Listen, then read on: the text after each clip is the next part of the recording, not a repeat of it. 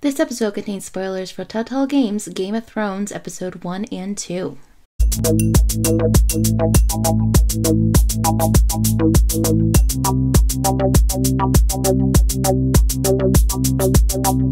Hello and welcome back to the Push to Smart Water Cooler. This week we're doing things a little differently in that we're covering 2 episodes of TellTale Games Game of Thrones adaptation.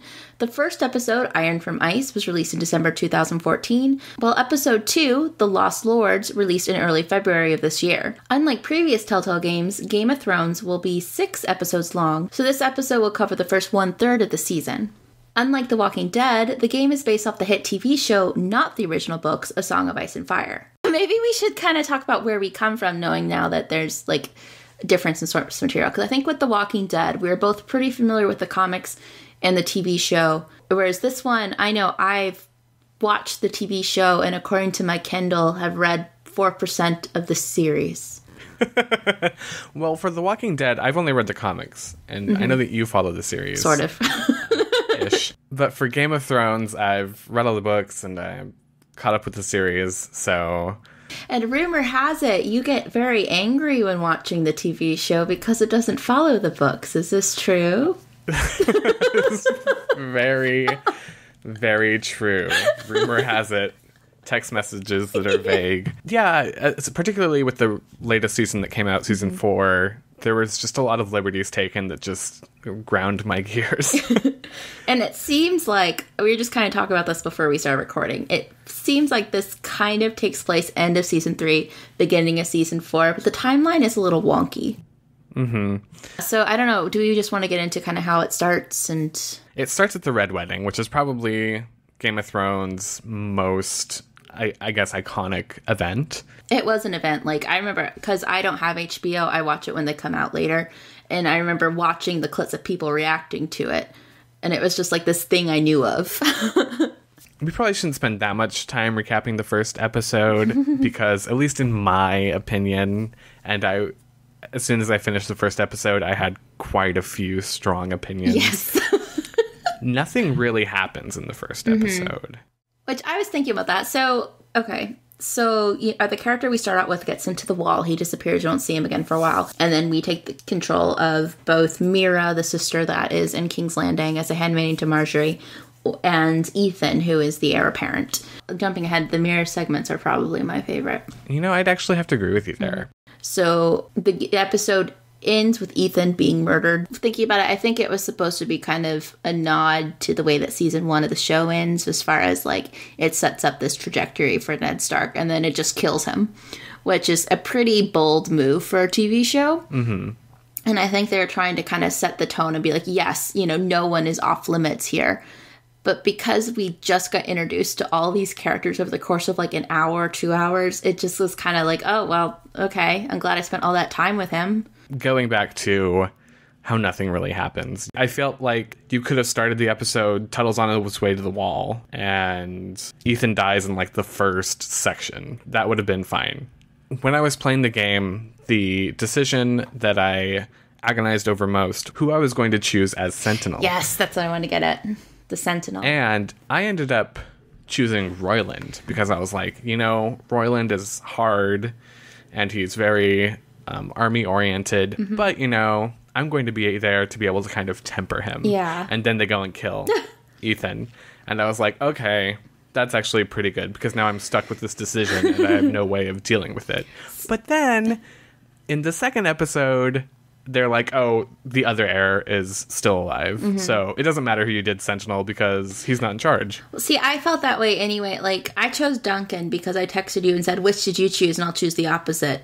So I chose Duncan. And there was this feeling once, like, Ethan died, I was like, oh, well, who cares? Like, I thought I was choosing who I'd have to, like, who was going to back me up. And I'm not even there anymore. Well, the next episode preview after the first episode was like, well, Ethan chose me as the Sentinel, so I was like, oh shit, I'm stuck with it. But, I mean, then it just kind of goes over it, which makes it feel even more kind of pointless. A problem that I had with the game is that a lot of the time it felt like It was just being like, look how Game of Thrones we are. And we can swear. yeah, we can swear and kill main characters, but it didn't actually create any genuine sense of drama. It was just kind of like, Game of Thrones is a drama on HBO, and we are that game. Yeah, which that's how I felt about the very first episode of the season 2 of Walking Dead, though. It was like, oh yeah, you think we're going to go there? We're going to go there. We're going to give her a dog, but just wait. And so I hope that once it finds its footing, we'll be able to kind of get those highs and hopefully not the lows of Walking Dead. But yeah, it definitely felt like Game of Thrones, the HBO production. But you were talking about how Mira's were your favorite sections. Why was that? Well, A, because we got to meet the characters I like on the show.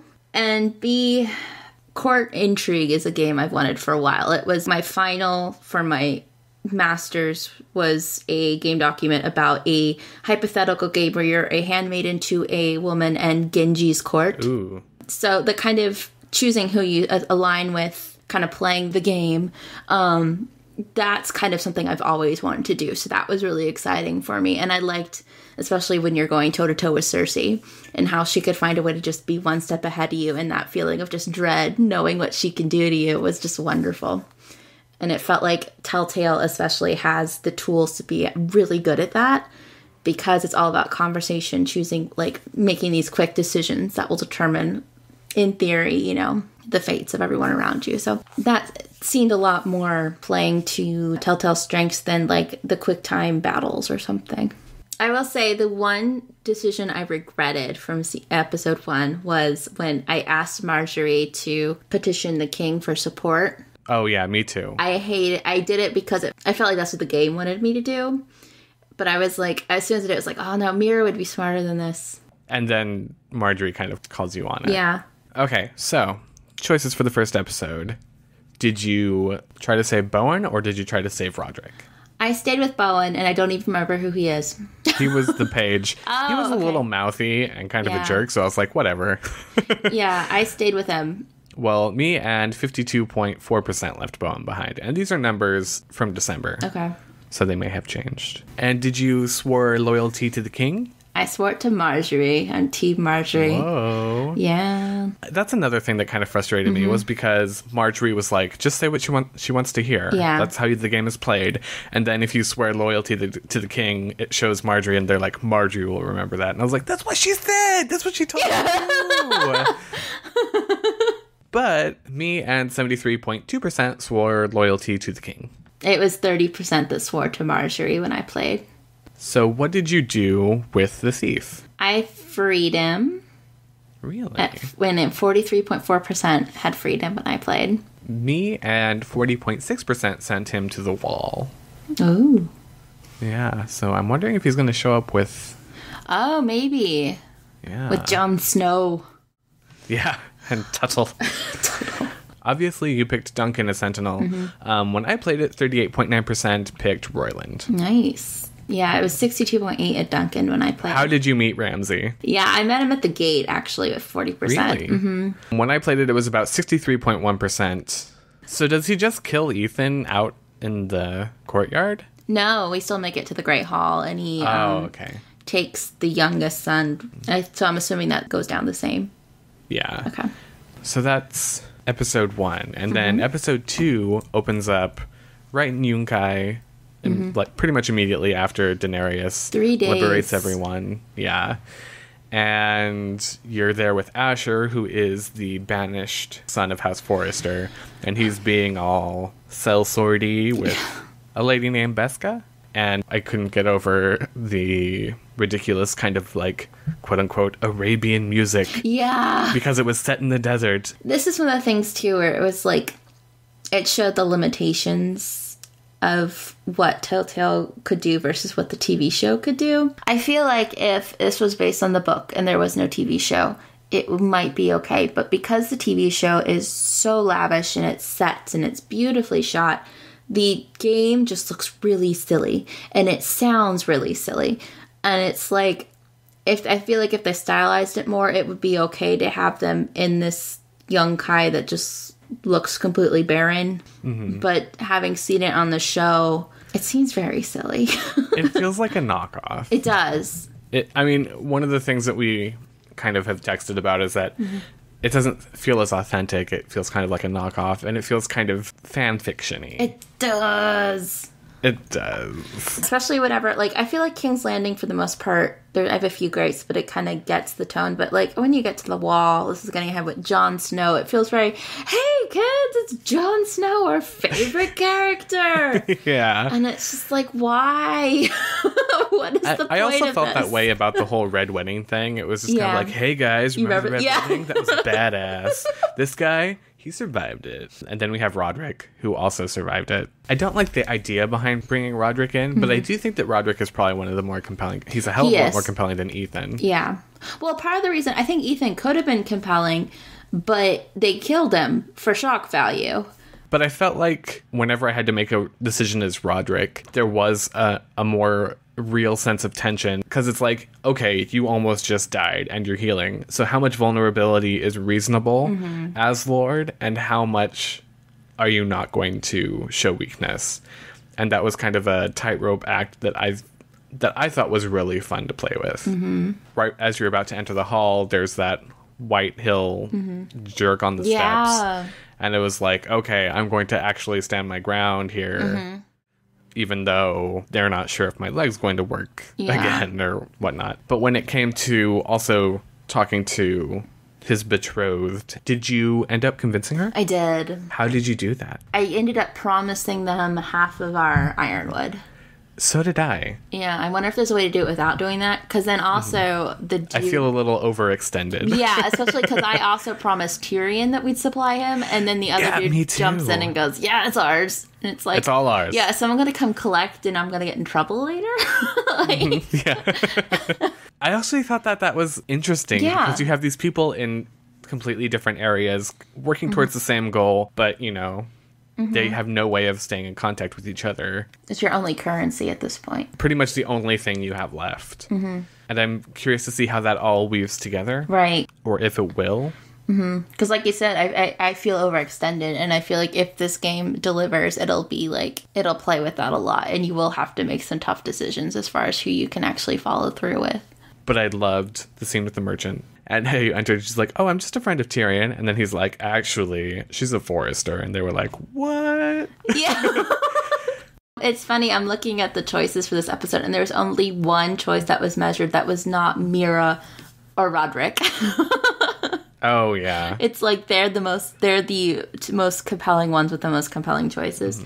I'm not going to say much about Tuttle because I don't think that he's a very interesting character. I feel like he's supposed to be kind of the everyman, but... yeah, he's not. It's just Jon Snow's story over again, where he's like, he has to fit in with the rough and tumble a-holes, and he's the only honorable one amongst these terrible criminals. Yeah. And I just don't give two shits. Yeah. And Jon Snow's weird little outburst about his brother to this complete stranger felt totally ungenuine. That definitely felt like a fanfiction-y moment. Like, the writers wanted this outburst. It was, like, cathartic. And I was just like, ugh, get me back to Mira. Do you want to go through choices then? Because there's a really big choice you have to make for Mira at the end that seems like it's going to be one of the big influential choices. So the first choice, did you forge the letter with Marjorie's? Her seal? Yeah. I did not. I felt like the game was very obviously, over the first two episodes, pointing that you could take the seal and you can use it. But I was like, I'm not going to use this shit. Yeah, that's gonna, like, come back to bite you real clearly. And it's not a life or death situation, so it's not like I have to use it. When I played, which was yesterday, 78.4% of players did not forge the letter. And then the next decision was Roderick's, which is, did you kiss Lord Whitehill's ring? Me and 70.7% did not. Including me. Yeah. I felt like that was gonna be one of those things where, like, after it's like, you've changed Elena's mind, and then it would be like, nope, sorry. Yeah. I was worried about that because she was like, I don't want to get into a war. And then as soon as you don't do it, she's like, you showed Elena your defiance of the White Hills. And then she's like, I'm glad. Screw that guy. I like her. I feel like she's going to die, though. Oh, I know. Because they were all reminiscing about their lovely, loving life. Yeah, it's like, oh, one of these two is going to die, and it's probably going to be the woman. Yeah. So the next choice is if you won the betrothal, which I believe both of us did. and that was 45.8% of players. Which surprised me. Maybe people are being more cautious with the Ironwood than I am. Yeah, maybe. I'm very interested to hear from people who didn't win it and see how that went. Mm-hmm. Then the next choice was Tuttle's, which, did you stand up for Cotter after he stole Finn's knife? Okay, I have an issue with this choice. Yeah. Because I did not stand up for him. I just told the other guy to calm down. Yeah. That's not standing up for him. I know. But it says that 96% did, and I'm sure a lot of those are people that are just like, you guys just stop. I know. You know?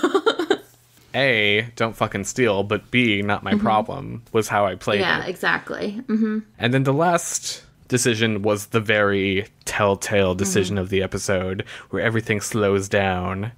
Yes. And that was after Mira gets a note to meet someone in the garden because they have information that will help with her negotiation with Tyrion. And she does, and it happens to be the handsome guard that the camera zoomed in on several times so you knew he was coming back. Yeah.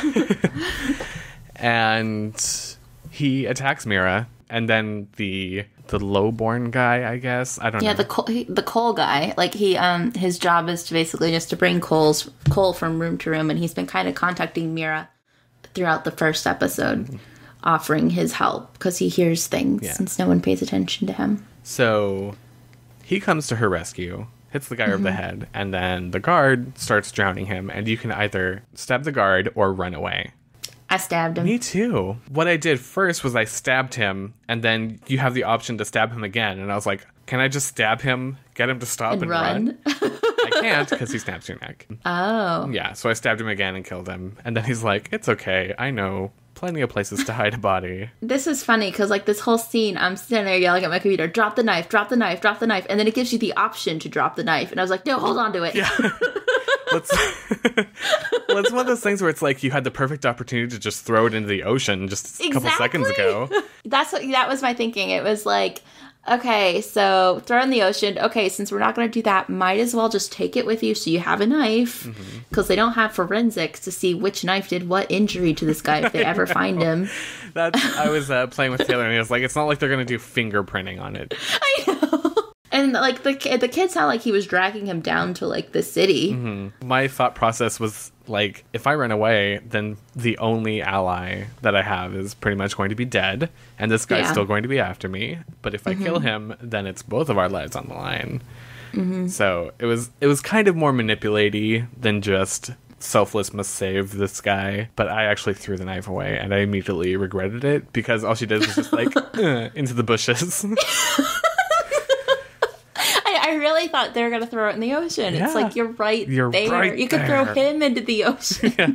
No one's going to go get the body. You can wash the blood off your face in the fountain that he almost drowned your friend in. So, after the second episode, I'm a bit more hopeful. I enjoyed it more than the first episode, but I still think that I've wasted a lot of time on the game.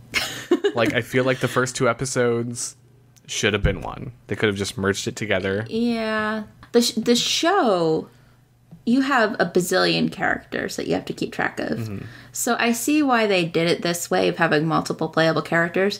But for some reason, it just doesn't work for me. And I can't figure out why. Like, what they're doing wrong that the show does right. I feel like, for me at least, whenever it's starting to get interesting, it switches to Tuttle. Like, let's just get rid of Tuttle. Yeah. What do you think? Are you excited or... No. Excited is such a strong word. It is. So that does it for our first water cooler discussion on Telltale Games' Game of Thrones game. After our discussion of Life is Strange last week, we asked you which games you would add a time rewind mechanic to. 359 said that they would add the ability to Game of Thrones, which I totally agree with. I am playing this on Mac, and I don't know how many of you guys are playing PC or Mac, whatever, but, like, it is so broken. And I have hit the wrong choice so many times. I would love for there to be a rewind on this game. I agree. Leaders would gladly add it to any game, which I agree. Especially any JRPG where you have to watch like a 40-minute cutscene and then there's a hard boss battle. So we want to know if you could have future episodes of the game intersect with any major event of the TV series, which would it be? Let us know in the comments below, and do not forget to subscribe to keep up to date on all of the latest episodes and water cooler discussions. I know, I'm unspeakably handsome. I see you haven't lost your sense of humour.